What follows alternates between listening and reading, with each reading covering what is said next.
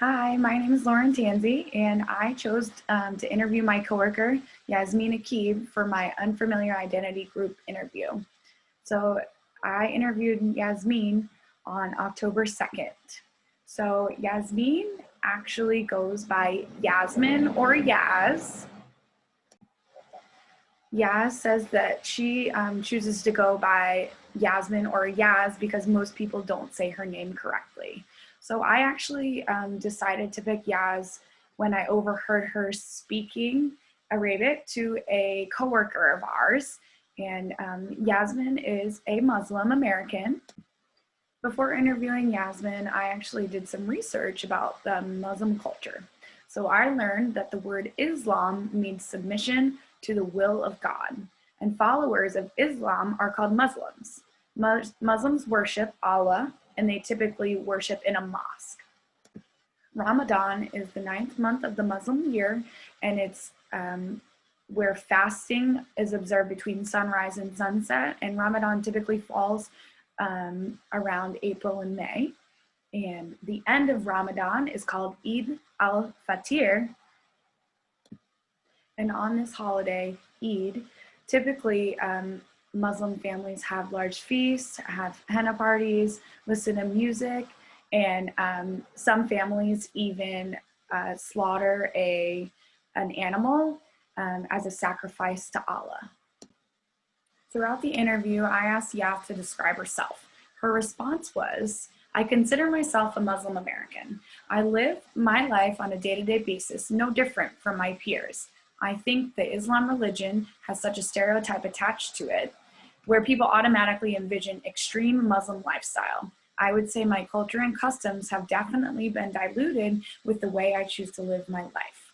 As a Muslim woman living in America, I have so much power and control over myself. I can wake up and go to work and choose what to wear and how I look.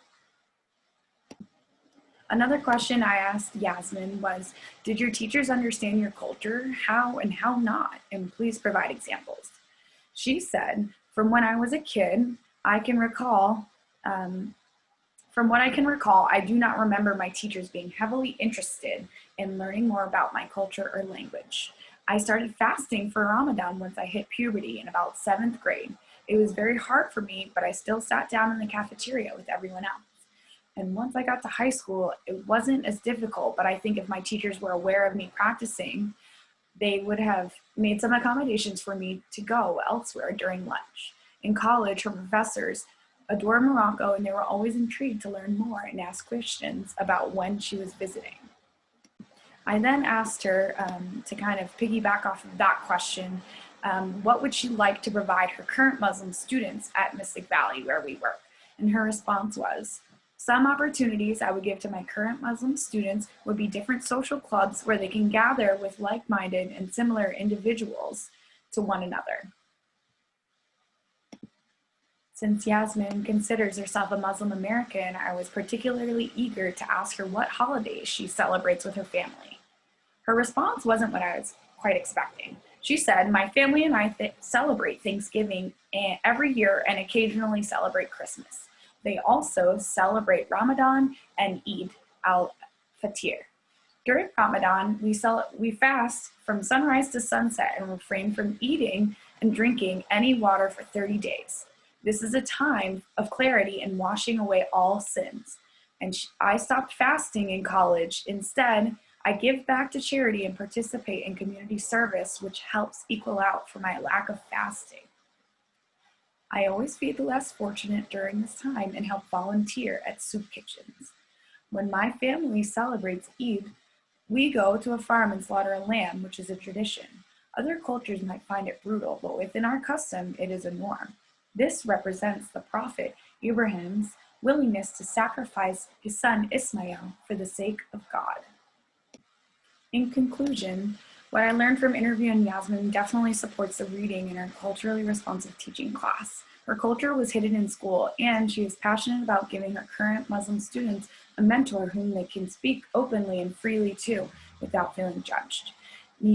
Nieto and Bodhi talk a lot about different ways that schools can provide multicultural education.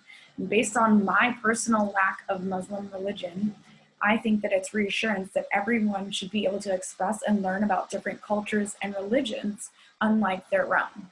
Yasmin loves having the freedom of being an American while still embracing her Muslim culture. I think that Yasmin has definitely given me a deeper understanding of the Muslim culture in general.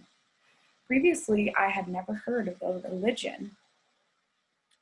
religious holiday Eid al-Fitr, and I also didn't know that the Islam word, that the word Islam means submission to the will of God. And another fact that I didn't know was just in general what it was like to be a Muslim American. That's something that I personally can only listen to her and try my best to understand, but that's not something that I will ever personally be able to experience.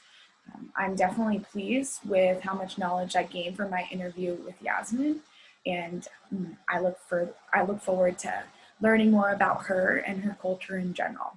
Thank you.